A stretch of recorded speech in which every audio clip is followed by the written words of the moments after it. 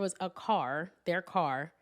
The car went through the garage wall into the kitchen. So basically, it was a car accident. And so it's literally devastating. You can't walk through there. And that's the way she's sending us. She's like, just come in through the garage. Derek's like, no, you tell her come open this front door now. About to walk through the garage. Which y'all got a car in our kitchen. And we we gotta don't try know to if it's navigate through I'm like, the debris. If you don't come open this door. Hey, this is Amanda Wells. And this is Derek Wells. Welcome to the Wells of Wealth podcast, where we bring you the latest insights and strategies for digging deep and tapping into the wealth of knowledge that can help you achieve your financial, relationship, family, and faith goals. Let's do it. Welcome back, guys, to the Wells of Wealth podcast. What's up, everybody? We're so excited to have you guys tuning in today. Yeah. We have a good one for y'all today. We do. How you doing? I feel fantastic. I ain't seen you in a while. It's been a month of Sundays. That's a Mama Wells special. I was about to say you sound a little. That's a Peggy Wells special. A month of Sundays. I saw you like 5 seconds ago, Derek. You look good. Thank you. You look good too. I like the swag you got going. I try. Who picked this out for you? I have a great stylist. You do? I do. I mean, she all right. Okay, well, I think she does an amazing job. No, she's phenomenal. All right, well, getting into today's episode, we are going to hop into the words of wealth. So today, the words of wealth. I never lose. I either win or learn, by Nelson Mandela. I like that. That's that is literally like the key to life. Yeah. Because every failure, every time that something doesn't go your way, it is an opportunity to learn from it. Yeah, God is trying to teach you something in that. Yeah. And God taught us a lot. In this and what we're going to be talking about today. So without further ado, today's show is titled Nightmare on Investment Street, a real estate tale of terror. Ooh. So we'll be discussing just some of the horror stories that we've gone through with real estate investing. Yeah. And some lessons that we've learned along the way. Yeah. So it's been a journey. It's been a journey. Let's share. I'm ready to share. I don't really think we've ever given a full rundown of like what our investing journey has been. Like people know that we own investment properties, that we've been in the space, flipped homes, rentals, all of that. But people don't know what we've had to go through to get to where we are today. Yeah. And Lord, we had to go through some stuff like. It's been some ups and it's been some downs. For sure. Yeah. For sure. So let's get started. Let's hop into it. Let's talk about it. So first thing I want to know is investing is something that you brought to us. So what sparked that for you? Like what made you say, hey, I want to learn about investing. I want to get into investing. What was the key for you into getting into that space? So I remember going to a Rich Dad, Poor Dad conference with my brother in college. Okay, I was about to say, I didn't know you. I had no idea you went to that. He lived in Shreveport at the time. I think it was in Louisiana somewhere. Mm-hmm. So we drove down and we went to the Rich Dad Poor Dad conference, and it just talked about a bunch of different investment strategies. Okay. And I remember, I want to say it was Charles, my brother, that told me to read the book. So I read the book. I'm sure it was. Yeah, I'm sure it was. And phenomenal book. Most people highly recommend. Yeah. I have Dion reading it, our 11-year-old son reading it now. Yeah. And so that kind of sparked my interest in real estate investing. Okay. So fast forward, we get married. Mm-hmm. And best day of your life. best day of my life, hands down. Good. Is that a good answer? That's a good answer. Good answer. Good answer. When we get married, it's time for us to, in my opinion, it's time for us to buy a house. You may have said it a little bit differently, but we were 6 months into our marriage. Yeah. I just had our child. I was not trying to move anywhere. And being that I was very young, I didn't really understand the concept of buying versus renting. In my mind, I'm like, we're not paying a lot for rent. We're fine. Our bills are good. Why go and make these extra payments to buy a house? We're fine. It's just three of us. We're good. You know? But you did a good job in convincing me and helping me understand the importance and why that was your vision early on. Because growing up, I always lived in the house. So until I got into college, and then I lived in a dorm and then apartment. So when we started our family, I was like, okay, I want to purchase a home for us. And from me being the accountant, I'm running the numbers of what I'm paying in rent versus what I'll be paying if I purchase a house, and I'll get tax breaks and I'll be able to get the equity from purchasing a home. So I'm like, no, this makes a lot more sense. Yeah. So it took some convincing. It took on my part. some serious convincing. But as normal, I willed you in. You know, that's the one thing I let you in on. Yeah. These houses. You do. We have a baby, you want a house. We have a baby, you want a house. How many houses have we owned? 3. How many kids do we have? Well, we own, not including investment property, but 3 personal. That we lived in. Yeah. And then how many kids do we have? 3. Okay. Yeah. Point. Just want to make sure I made my point. When we have a kid, typically the Lord say move. That's the Lord. Okay. It comes along with the increase. Hey, all right. Well, I'm done increasing, so. Well, you know, you don't never. He still might say move though. Okay. Nah, we good. We here. So anyway, I digress. So in buying our first house, it was a foreclosure. So we got it in 2010. Yeah. And the market tanked in 2008. Yeah, 2008. Yeah. So a lot of foreclosures were on the market. We were able to scoop one up. It was a beautiful home. Didn't need a lot of work, and we purchased that home. And then we came in there, jazzed it up, made it our own. And I was like, okay, if we can do this with this home, then we definitely can do this with another home. Other homes. So that's when I started having the curiosity. Okay. Of, hey, I don't know when I want to get into flipping, but I do know this is something that I want to do in the future. Yeah. And you weren't, I mean, neither one of us was in real estate at this point. No. We were literally just homeowners, just getting into that space and figuring out what home ownerships look like and what benefits home ownership brought into our lives. So we got ready. You were like, basically, I ended up pregnant, about to have another kid. And then you're like, well, time to buy another house. Time to get some more space. So we purchased, so then we sold that house. Yeah. And made a good amount of money. Yeah. I'm like, man, we just stayed in this house for 3 years and made $50,000-$60,000. I'm like, this the move. Yeah. So that really, the light bulb went off. Yeah, that really sparked my interest. And then once we sold that house, we used some of that money to purchase our next house, but we also kept some of that money liquid. Yeah. And that gave us the cash. So when I was ready to get into flipping, we had some reserves and I felt comfortable making that move. Right.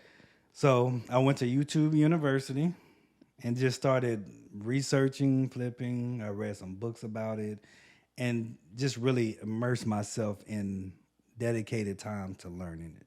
Wow, I didn't realize that you learned how to flip from YouTube. Yep. I don't know why, but I always thought that you learned from somebody or had a mentor or something like that. But I didn't realize you were self-taught. Yeah, self-taught. It's impressive, babe. Yeah, appreciate it. So I was, and at one point, and I still may in the future, I wanted to get into building homes. Got it. So I was doing a lot of research and like what's the process in building. So I kind of was teaching myself construction. Okay. Um, and then I think we decided to get into real estate. Yeah. Or at At least least you I did. did. Yeah, I was gonna I say you decided to get did. into real estate.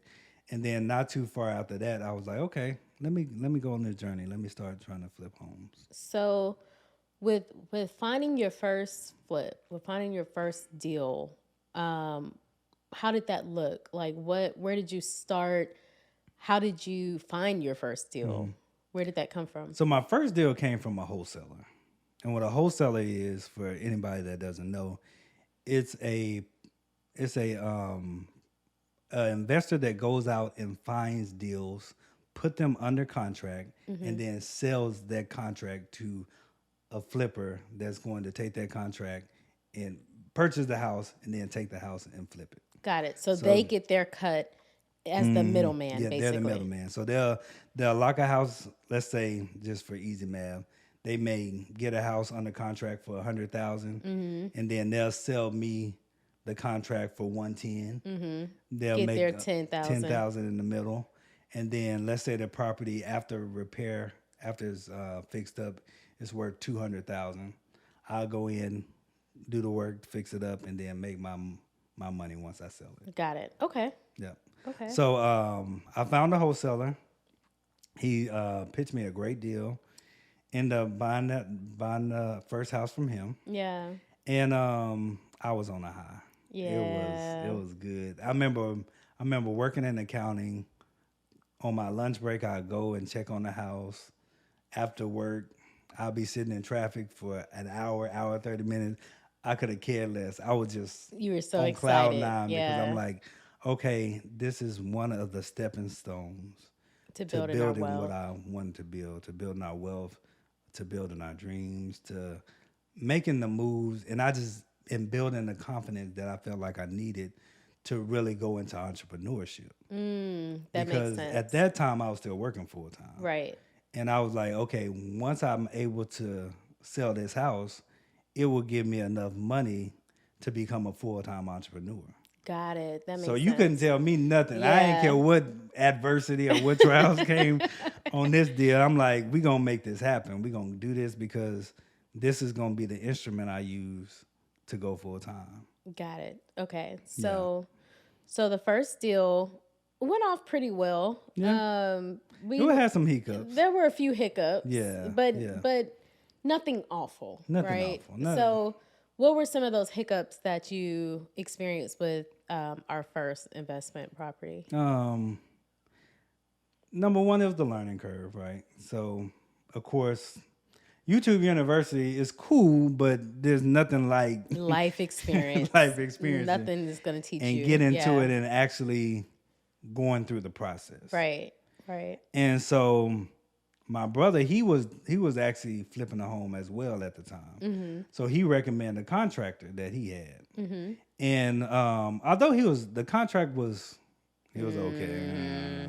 He was all right. He was, yeah. Okay. He was all right, but based on what we knew about construction and flipping, we were like at the time, okay, Yeah. hindsight 2020, we were like, absolutely not. I wouldn't Yeah. use it. But having been, babies in the game, I decided to go and use this contractor.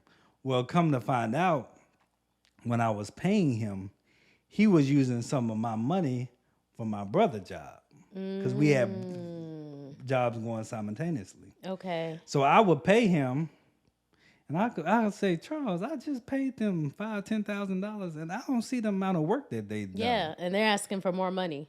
And Charles was like, well, they did. They've done a good amount of work on my house.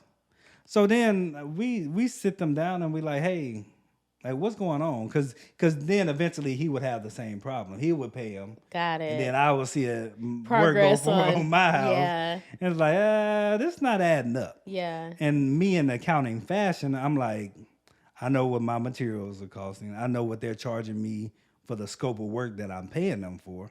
So I'm like, Something's I just not gave right. y'all this money. Yeah. You're telling me you need another draw, but I'm not seeing the work money put to work. Put to work. Yeah.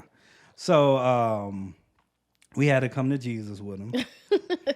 and I don't think they were being malicious. I just think they didn't know how to manage their operations effectively. And I mean, typically with investing, I think the most horror stories you hear are with contractors. Absolutely.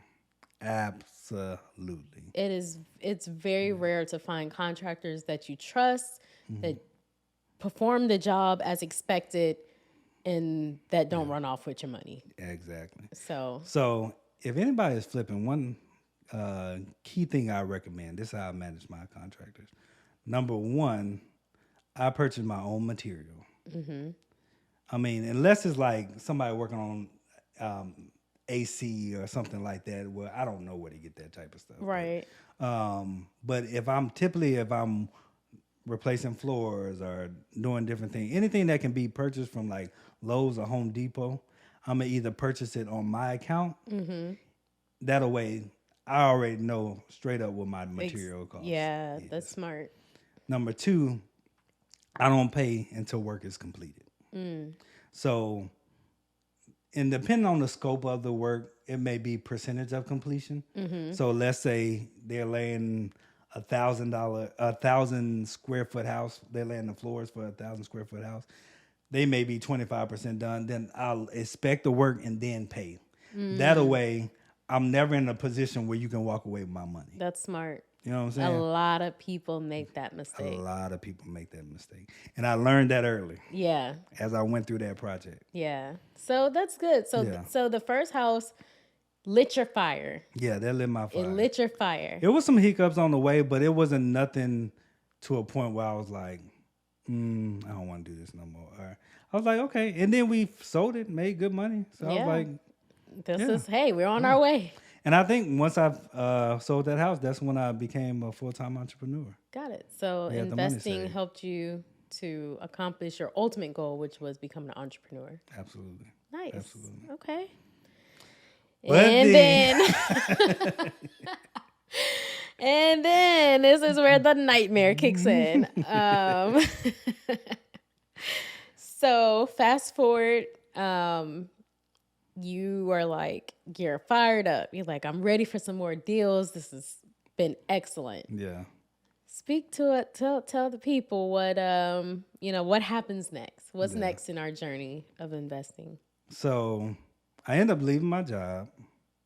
We were doing real estate sales at that point. You were. Oh, no, we both were. Yeah, we both were. So we were doing real estate sales, and that was going good. We had a good flow of clientele. We were making decent money from that. Link up with another wholesaler, and at that point, me and Charles had both finished flipping those two houses, the house he had and the house I had. So we decided to team together. And then we purchased 4 deals from a wholesaler, 3 in San Antonio and 1 in Dallas. Let me ask you this. What was the deal that sweet that made you want to go? The economics made sense. Out of your market area. Because you guys didn't really know the Dallas market. Y'all didn't know the San Antonio market like that to know anything about that. The deals were that good. And because we were buying them in bulk, they were pretty sweet deals. So, and I had a friend in San Antonio, and I knew an agent in Dallas. Both had them run the comps for me. The economics were fantastic. Yeah. So I'm like, it made sense for me to go and carve out some time to go out there and do the job, because I'm like, we're going to be able to make $150,000 in 3 to 4 weeks. 3 to 4 months. It's that worth ain't bad it. money. Yeah, it's worth it. Yeah. So we purchased those properties. And once we purchased them, me and Charles, we were at one of the properties in San Antonio. And we ran into this neighbor, and this lady, she was like, y'all don't want to buy those properties.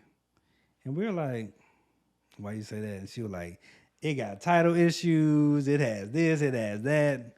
And of course, we knew the issue. We knew the property had some issues. That's why we purchased it. We didn't know it had a title issue, but we knew it had like things that need to be repaired. Yeah, yeah. So we just like, okay, This number lady one, don't know this what lady she don't know what talking she's talking about. about. Yeah, And crazy then number lady. two, that's what we do. We buy properties that are distressed. So yeah. okay. Come to find out, She knew she knew what she exactly was what talking she was about. talking about. Y'all should have So listened to that. we should have listened to the I should have lady. listened to her. So and we had already purchased them by the end, but still. So I'm working at the property in San Antonio. And at that part, I was staying at the property like days at a time. Yeah. Just to get things going, managing 3 properties at a time. And somebody knocks on the door and they say they're from the bank. I'm like, why's the bank here? They were like, we own this property. Y'all need to vacate our property because y'all trespassing because we own the property. Wow. And I was like, nah. I was like, I purchased the property. I pulled up my closing docs, showed him my title, showed him my closing statements. I'm like, no, I own this property. We just recently purchased it. And in my mind, I'm thinking, there's a mistake. One person hadn't talked to the other person. I knew it was bank owned, so I knew it was a foreclosure when I purchased it. So I'm just thinking like something may not have got filed right. Exactly. Or, and they just didn't know. Yeah. So that was the first time. I didn't think nothing of it. I'm just like, they probably just hadn't been in communication and everything hadn't been processed yet, like you said. That's fair. Second time. There was a second time? There was 2 times. I didn't know there was a second time. Person come back and it was somebody different. They were like, hey, y'all are in our property. We same still property own the or different property? It was same property. Okay. And 2, the grass was being cut, and we wasn't paying for the grass to be cut. The bank was paying for the grass to be cut. I'm like, I wonder why they haven't stopped paying for that. Got it. So there was little things that really wasn't adding up. But some red flags. Yeah, I'm just thinking like, hey, maybe, like I said, maybe they just didn't get the memo yet. So I ain't gonna find nobody and tell them stop cutting the grass. That's one less expense I got. Saving us some money, yeah. So then we get to the second time he comes by, and basically he says the same thing, and I'm like, okay, let me look into this because at this point somebody should have gotten the memo that we own the house. Right. So I send the documentation to my title company, and then a few days later they're like, hey, hold off with doing any work on this house. We need to figure out what's going on. So then I'm like, what you mean y'all need to figure out? Like, I just purchased the house. I got a loan. I own the house. Yeah, like, title was free and clear. Yeah, like, didn't have no issues. What is the issue? Come to find out, the wholesaler that we purchased the house from, he was forging fraudulent documents. So he never even owned the house to sell it to us. Yeah. So he basically had a shell company that he created fraudulent documents and said fraudulent documents, and said that basically he purchased the homes, and then he had another company in which he sold us the homes from. Wow. So it was a big scheme. It was a big scheme. He ended up going to jail. He had an FBI case. It was a whole big ordeal. Yeah. How did okay. When you found out, so I'm sure in this process of like the banks coming and all that, you're trying to reach him, like clear up what's going on. Were you able to get in contact? Like, how did that? So it's funny. Once we figured out that the homes were pretty much not ours and that the documents were fraudulent, I started trying to reach out to the wholesaler, MIA. I never could get in touch with him. He ghosted y'all. He ghosted us. Then, come to find out, he was arrested. So that's why we couldn't get in touch with him. The FBI had arrested him for fraud. Yeah, for fraud. And apparently he had did that with quite a few other properties that he was wholesaling.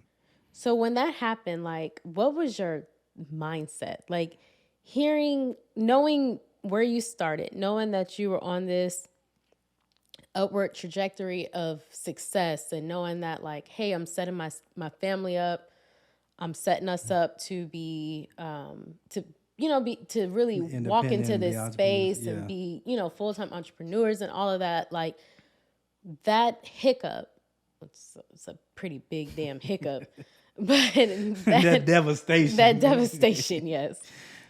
How did you feel in that moment, and how did you pull yourself out of that moment? I remember feeling devastated about the Rightfully devastation. so. Rightfully so. And I remember feeling like, man, what did I get myself into? Yeah. Because we have these properties. We had title insurance. So the title insurance paid off the balance of our loan balance of what we had on the properties. But they didn't pay off what we injected into the properties to repair them. Yeah. So I'm like, okay, we out of almost $100,000. And I'm trying to figure out how we gonna come back from this.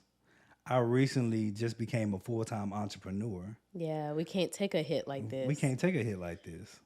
So I went through feeling probably low-key depressed. Yeah. But I just knew like I couldn't stay here because I have to figure some things out very quickly. Yeah. And we just ramped into gear. I think that's when we went into overdrive on our sales practice. Mm-hmm. And I was like, okay, we got to dig out of this ditch that we're in. At any point, did going through that really difficult period of time, did you ever think to yourself like investing is not for me? No, because I felt like it wasn't my fault. Like we get title insurance for a reason, and we've done over probably 150 transactions. None of them have had title issues. No. So it's not something that is common. So it's not something that I felt like I did because we had pretty much finished doing the work on those properties, and they were pretty much ready to sell. Yeah. So if we would have sold them, everything would have panned out. Everything would have panned out. We would have made some great money. And we were still able to sell a few of them just because we were able to liquidate those and then have issues. But I think two out of the four we bought did. Got it. And so, yeah, it was about $100,000 hit. Yeah, it was a dark period for sure. Yeah. So we made it through that nightmare, that real estate nightmare.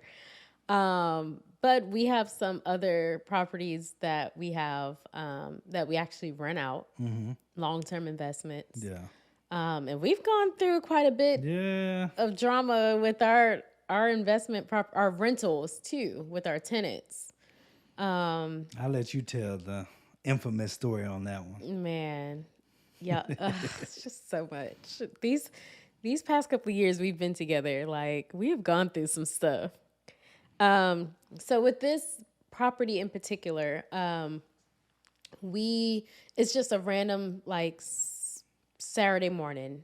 We wake up, I grab my phone. I'm laying in the bed just chilling. I hear you say, "Oh shit." I'm like, what is going on?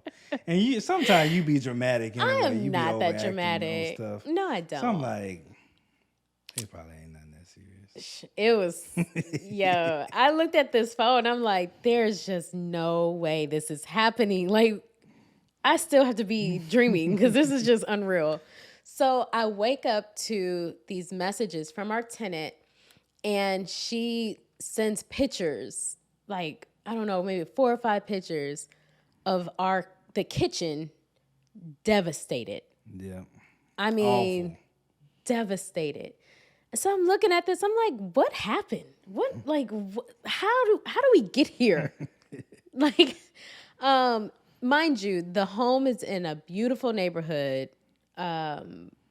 It's not, we're charging a pretty decent amount, a premium amount for our rent at this home. So I'm just like, Okay, there has to be more to this. So I show you the pictures. Yeah. I'm like, You were like, call her.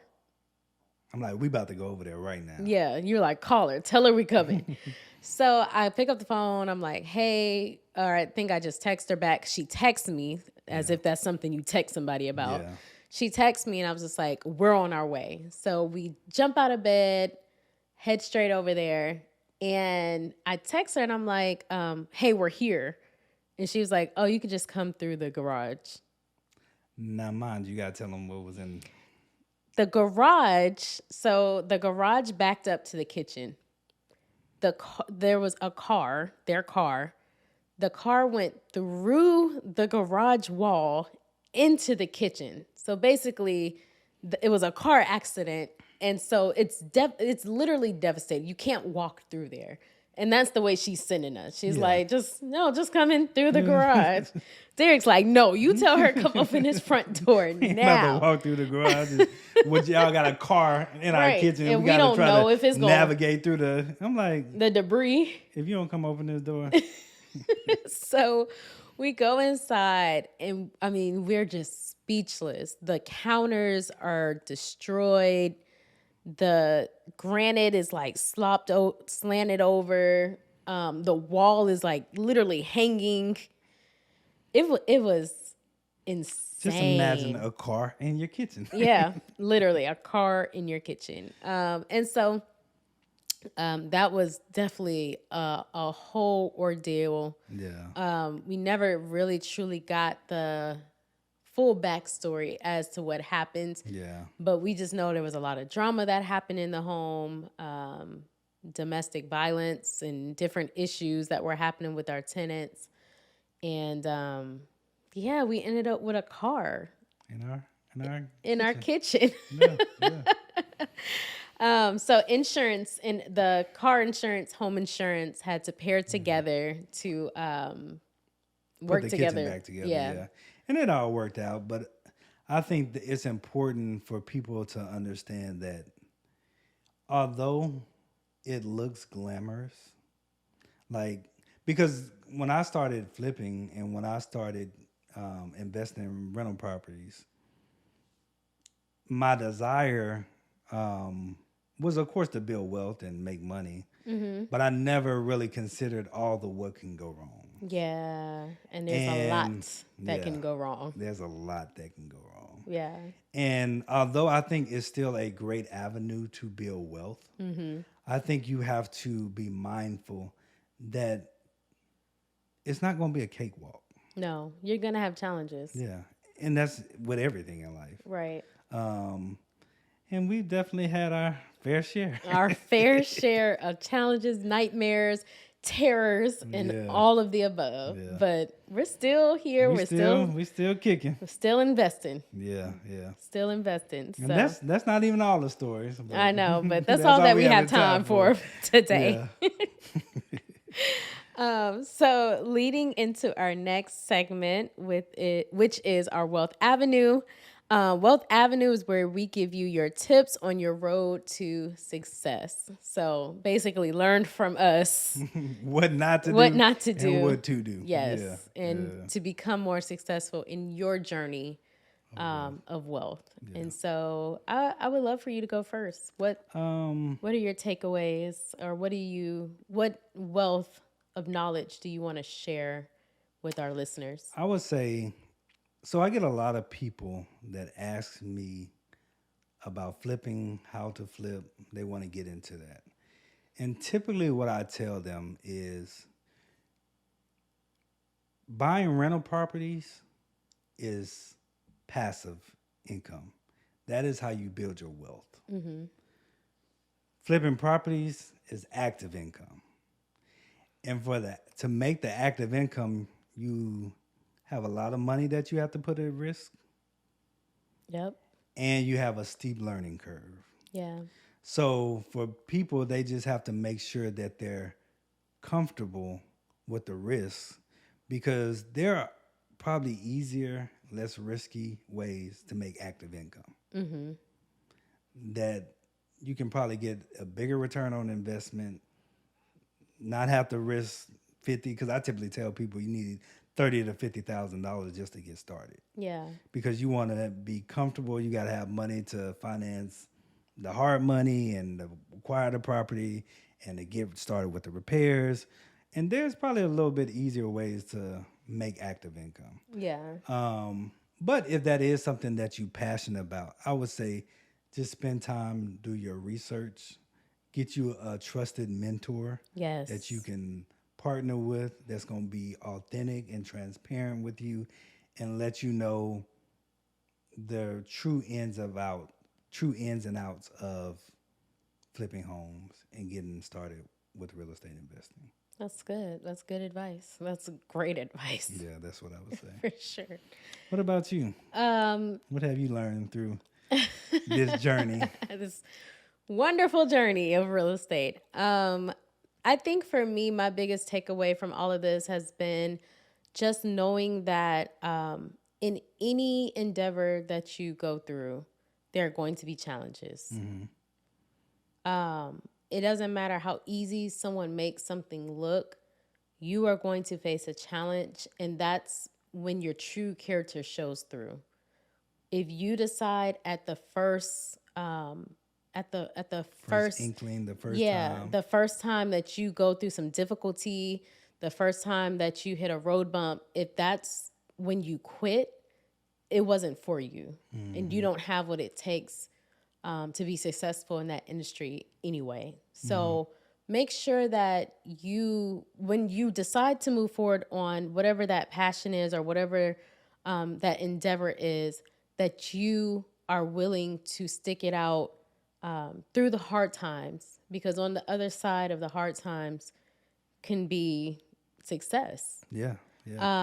But you're going to bump your head. You're going to fall down. You're going to skin your knee, put a Band-Aid on, get back up, and keep going. Yeah. And I think that's really good. And just to piggyback off of that, I remember listening to Tyler Perry and how he was telling his story. And when he first started doing plays, he would do plays and then hardly anybody would come. He would go invest all this money in the play, then nobody would come. And he did this for like 2 or 3 times. And God just told him to keep going, keep going. And in his obedience, if he had stopped doing what God called him to do, he would have never saw the success that was on the other side of it. And so it's such a it's a faith walk, man. Yeah, it's such a faith walk. And it's important to understand that when you're moving, make sure that you're doing what he's calling you to do. Yeah. Because he will make the provision. Yeah. Even in your failure. Those are going to be the lessons. Those are the lessons. Those are the lessons. Yeah. But if you continue down the faith walk of what he's calling you to do, the success is going to be on the other side. And in that too, if you hear God telling you, this is not what I have for you, listen. Because you're going to continue to hit those roadblocks over and over and over again. And it may have nothing to do with you and what you're doing wrong or placing blame. It's just not where God wants you. Exactly. And so you have to be constantly listening to his voice. Constant consultation. Yeah. Because I've experienced it where I was doing what I wanted to do, and I repeatedly felt like God saying, that's not where I have you. Yeah. And I'm continue going, because I'm like, I'm smart. I done ran several businesses. I can make this happen. But he continuously told me, that's not where I have you. Yeah.